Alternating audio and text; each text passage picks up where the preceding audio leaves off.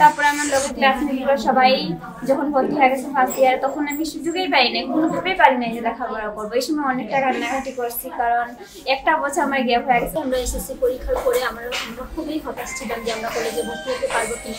শিক্ষাক্ষেত্র থেকে ঝড়ে পড়া থেকে রক্ষা পেল আমাদের কিছু শিশু। সবাই হাতে আজকে আমরা বই তুলে দিতে পেরেছি, তো আশা করি তাদের ভবিষ্যৎ উজ্জ্বল হোক। আসলে আমরা এসএসসি পরীক্ষার পরে আমরা খুবই হতাশ ছিলাম যে আমরা কলেজে ভর্তি হতে পারবো কিনা, কিন্তু নিউজ করার পরে আমাদের এই সমস্যাটা সমাধান হলো এবং আমরা কলেজে ভর্তি সুষ্ঠু সুন্দরভাবে কলেজে ভর্তি হতে পেরেছি। তারপরে আমাদের কলেজের যে ইউনিফর্ম সেটাও আমাদের সাহায্য সহযোগিতার মাধ্যমে সেটাও সমাধান হয়ে গেছে। এখন আমাদের যে বইপত্র যে এটাও আমাদের আসলে এটা কল্পনার ব্যাপার যে আমরা যে এত কিছু সাহায্য পাবো, এটা আসলেই মানে আমাদের মনে হয়েছিল যে আমরা শুধু ভর্তি হতে পারবো কিন্তু ইউনিফর্ম কিংবা বই এগুলো পাবো না, কিন্তু আসলেই এখন এগুলো আমরা সাহায্য সহযোগিতার মাধ্যমে এগুলো আমাদের হয়ে গেছে।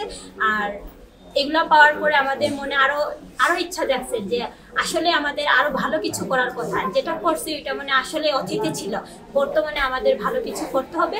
আমাদের যে সাহায্য সহযোগিতা যারা করেছেন ওনাদের আসলে আমাদের উপরে অনেক আশা ভরসা রেখে আমাদের আসলে ওনারা অনেক আশাবাদী আমাদের উপরে যে আমরা ভবিষ্যতে ভালো কিছু করতে পারবো, সেই প্রত্যাশা রেখে আমাদের এই সাহায্য সহযোগিতা ওনারা করেছেন এবং আমরাও চাইবো ওনাদের যে আশাটা ধরে রাখতে চেষ্টা করব।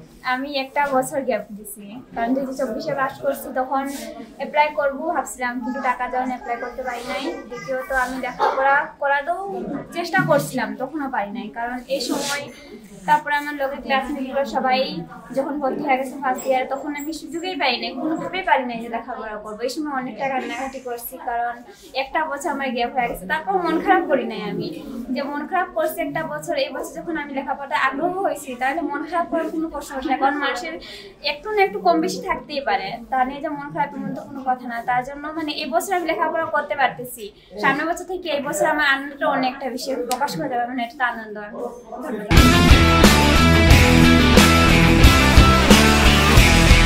ঝড়ে পড়া থেকে রক্ষা পেল আমাদের কিছু শিশু, যারা অনেক চড়াই উতরাই পেরিয়ে অনেক সংগ্রামের মাধ্যমে, কারণ আপনি নিজেই যেটা বললেন যে সমাজের পিছিয়ে পড়া জনগোষ্ঠী, স্বাভাবিকভাবেই তারা তাদের নৈতিক অধিকার থেকে বঞ্চিত, বলা যায় যে সর্বোপরি বঞ্চনার শিকার। এই বঞ্চনার জায়গা থেকে তাদের একটা প্রতিবন্ধকতা সৃষ্টি হয়ে গিয়েছিল যে তারা উচ্চ মাধ্যমিকে লেখাপড়াটা তারা চালিয়ে যেতে পারবে কিনা, এরকম একটি সংকটময় মুহূর্তে আমাদের গণমাধ্যমে তাদের এই চিত্রটা তুলে ধরার পর সমাজের